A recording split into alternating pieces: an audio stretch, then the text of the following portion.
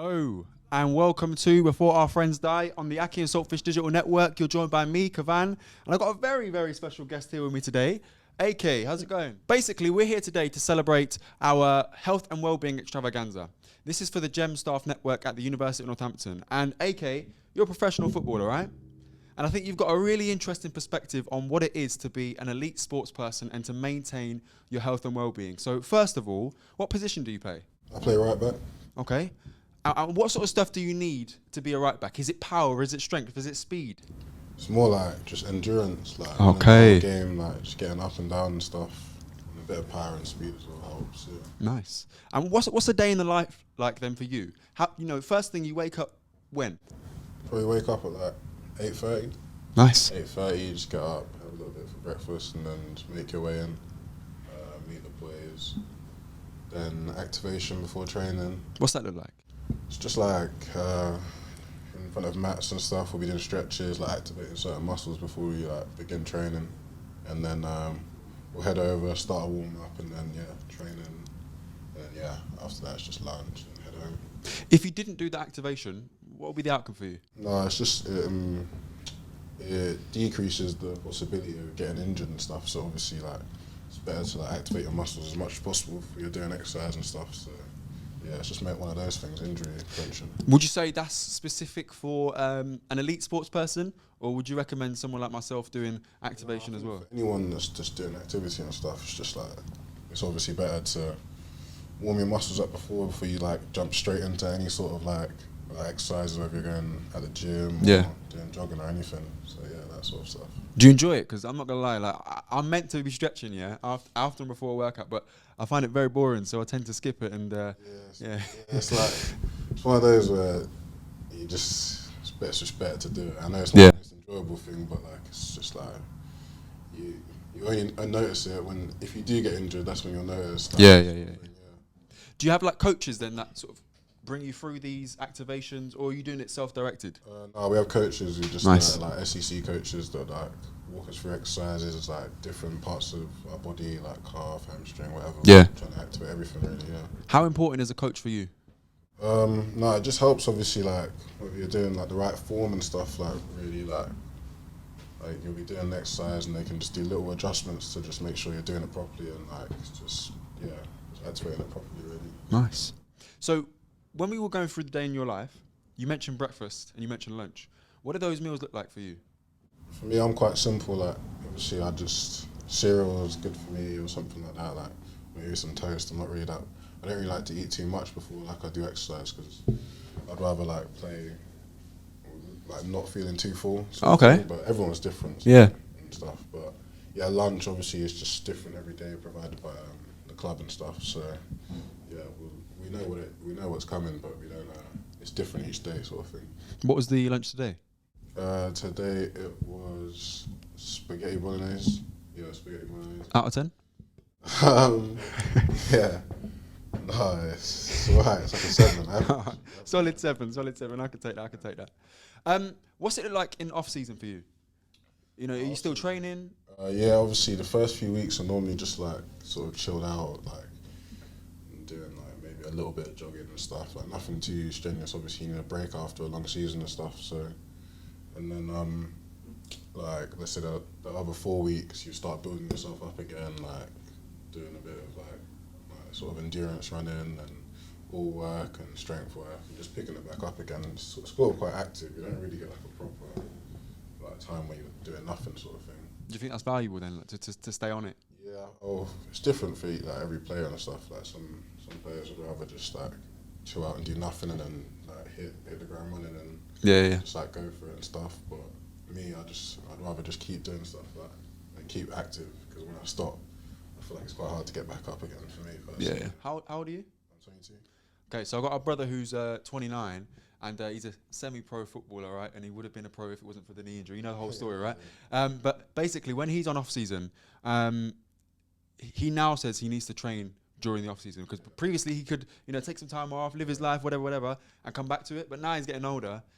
He's not got that in the tank anymore. So yeah, if you're doing that at 22, you're doing the right thing, man. Yeah. Keeping your body in shape year round. Love it. Okay, so when I just used the toilet in the changing room there, and you know one thing I noticed? There was a hydration chart right in front of me. It said, how hydrated are you? And it had like different scales. It made me think, how important is hydration for you as an elite athlete? Now, for me, as a regular person in society, hydration is important, but you know, if one day I'm number 10, I'm not really too bothered, I'll just fix it the next day. But for you, what sort of impact does it have on your life and your career?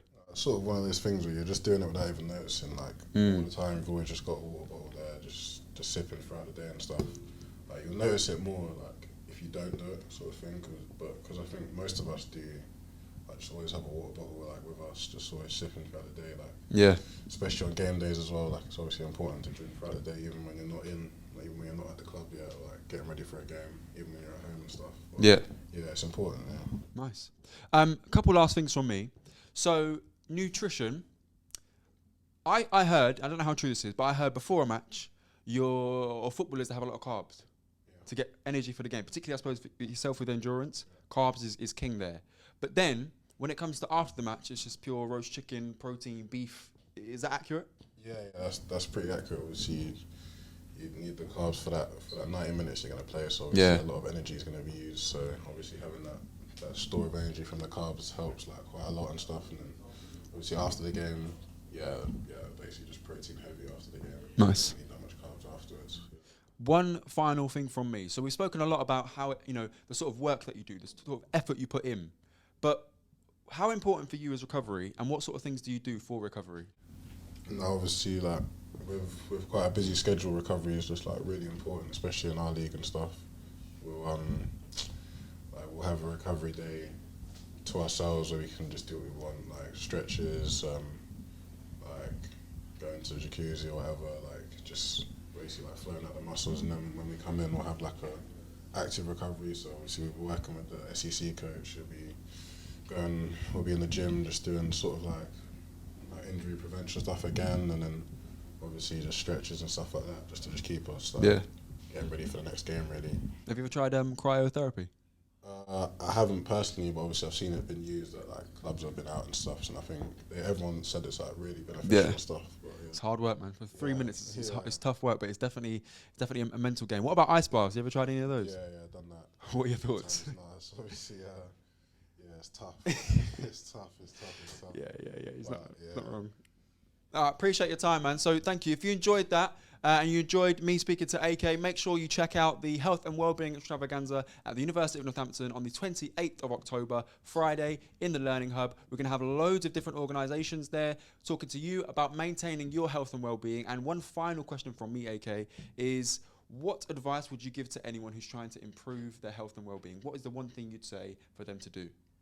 I think obviously the hardest bit is just to get started, really. Yeah. It's like once you start, and then just the consistency of stuff. Like, and you don't have to do loads. Just do a little bit every day. It's way better. You don't have to just kill yourself every day in the gym or read your diet and stuff. Just little changes will benefit quite a lot. You know?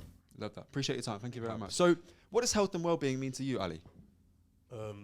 It's part of my life, my everyday life. So, because obviously I'm an athlete, so I have to focus and concentrate on it every day. Yeah. So take us through that everyday period then. So what happens when you wake up? What's the first thing on your mind? What's the first thing you're doing? First thing I do when I wake up, I probably plan my day, look at like my schedule because of obviously the training schedule, and then have my breakfast, make my way into training, and go from there really. I'll tell you what, actually, I've just thought, as I asked you that question, how important is sleep to all of this health and wellbeing stuff that you focus on? It's super important because if you don't sleep right, then you're already like putting yourself behind. You're behind schedule kind of. If you don't sleep, then you've not set yourself right for the day that's coming ahead. So it's very important. And what sort of time frames are we looking at for sleep? Because I read the other day online that it's saying 5 hours is the tipping point for health, basically. Any less than 5 hours, you're really putting your health in jeopardy. But for an elite athlete, how much sleep are you looking for every night? We get recommended at least bare minimum 8 hours. Wow. Yeah. Bare minimum. Yeah, 8 hours sleep. Listen, that's why I'm not a footballer, let me tell you that.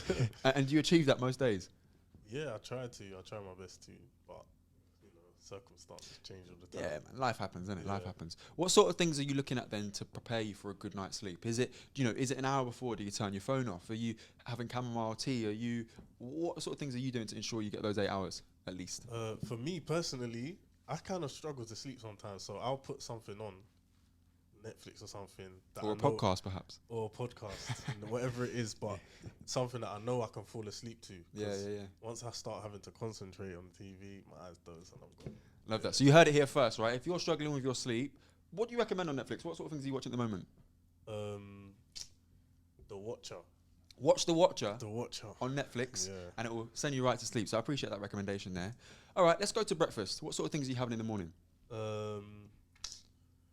Porridge, a bit of fruit. I like bananas, to be honest. Yeah, me too. Porridge, fruit, toast. I have a green tea as well. Yeah, get the metabolism flowing. Yeah, I like green tea. With a bit of honey. Yeah. But yeah. I support that. Little life hack here for you as well. If you ever go Wagamama's, Yeah. you know you can get unlimited green tea. I didn't know that. Listen, we share things on the Akin&saltfish digital network. We make sure people know what we're getting ourselves in for. I didn't know that, but next time. Yeah, order like literally. Me and my tables, we order like 12. Yeah. It'll be 3 of us, 4 of us. We order 12. We have as many green teas as we can handle, and it's all free. So now you know. Now I know you like green tea. Yeah, don't say we don't hook you up. You know what I mean? Yeah, cost of living is good. Yeah, So, he's not I lying. don't mind the free drinks. Yeah, he's not lying. He's not lying. All right, so training. I'm really interested in what training looks like. What position do you play? Left back. Left back. Okay, so is that endurance as well?